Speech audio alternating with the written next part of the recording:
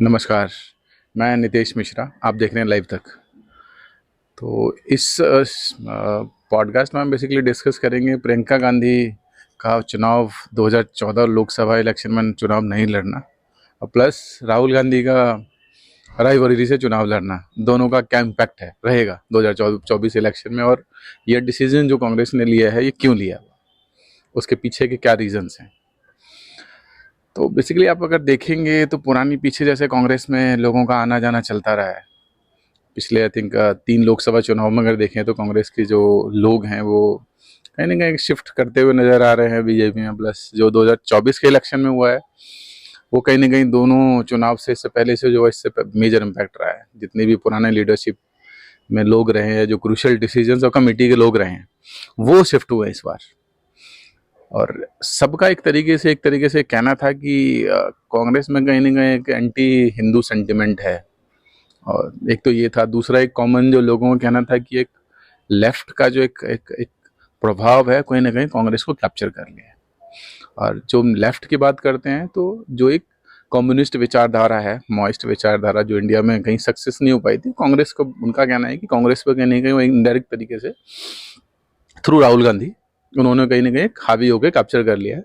जो भी इनकी विचारधारा, मोमेंटम और जो विचारधारा पुराने लोगों की रही है, जो लोग इस देश की मिट्टी को समझते रहे हैं इतने सालों के चुनाव से, तो उन लोगों को कहीं ना कहीं कॉर्नर इन्होंने किया है। प्लस जो टिपिकली अगर बोले तो इस देश में मेजोरिटी की जो बात करता है उसको कहीं ना कहीं कांग्रेस में कॉर्नर होते हुए आप देख सकते हैं।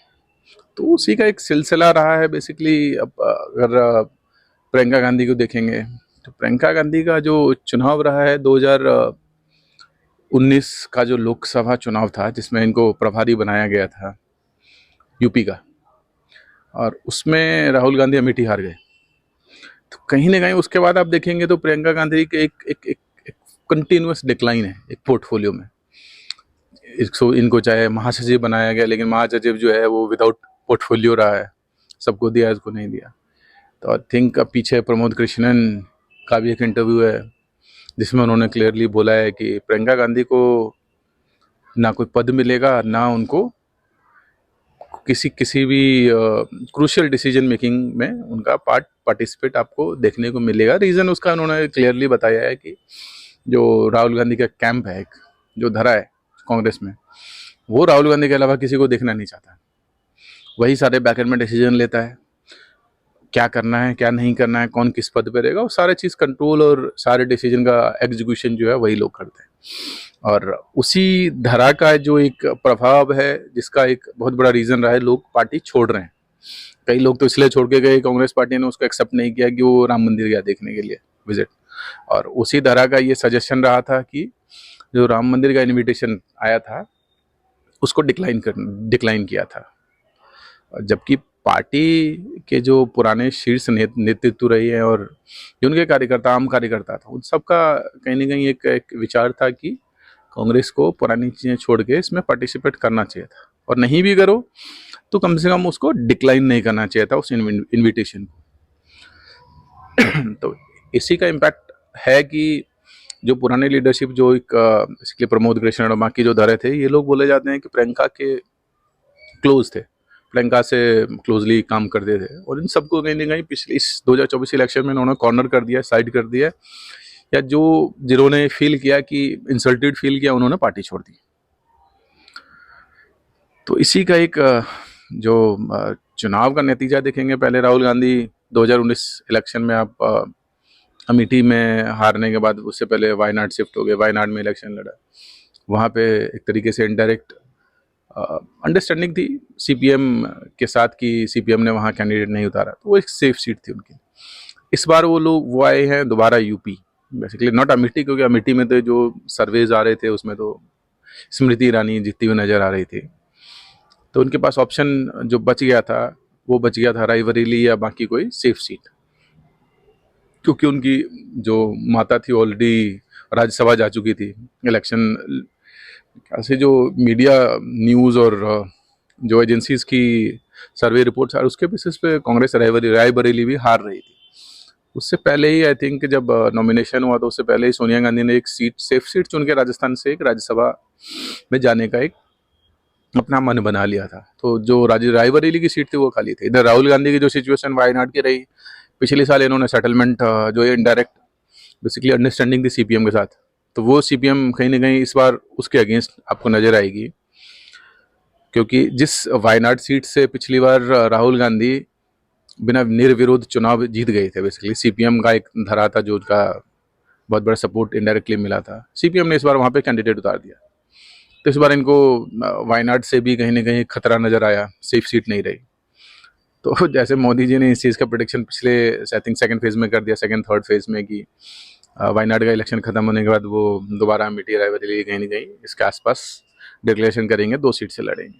तो जिसकी पुष्टि कल हो गई थी जब कांग्रेस के राहुल गांधी ने नॉमिनेशन अपने रायबरेली से भरी। तो रायबरेली भी आज के डेट में एक सेफ सीट नहीं है, जो एक मीडिया रिपोर्ट्स और लोगों की एक आम धारणा देखने को नजर आ रही है। को बोल रहे हैं कि यूपी में लगभग राहुल गांधी अमेठी के साथ रायबरेली भी हारेंगी कांग्रेस।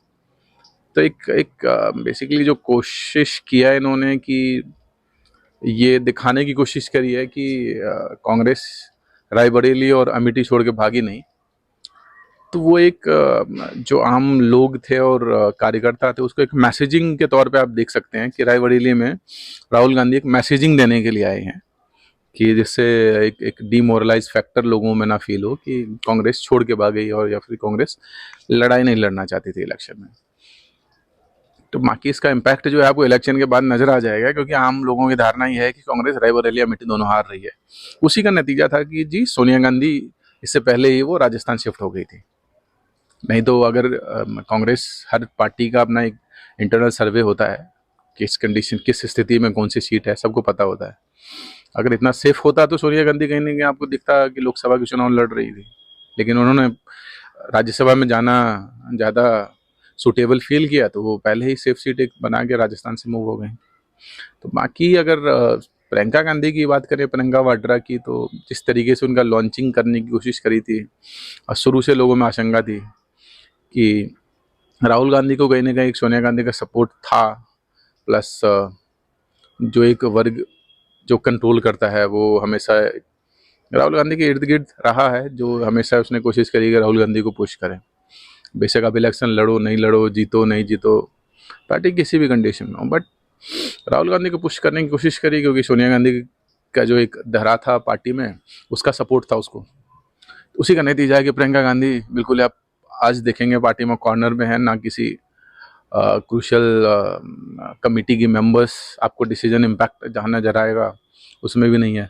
जो उनके कांग्रेस के प्रियंका गांधी के जो भी करीबी लोग थे, चाहे आप देखेंगे हिमाचल में सुक्खू था या बाकी लोग थे, प्रमोद कृष्णन है, बाकी आप चाहे महाराष्ट्र में ले लीजिए संजय निरुपम और ये सब, तो इन सबको इन्होंने कॉर्नर कर दिया है।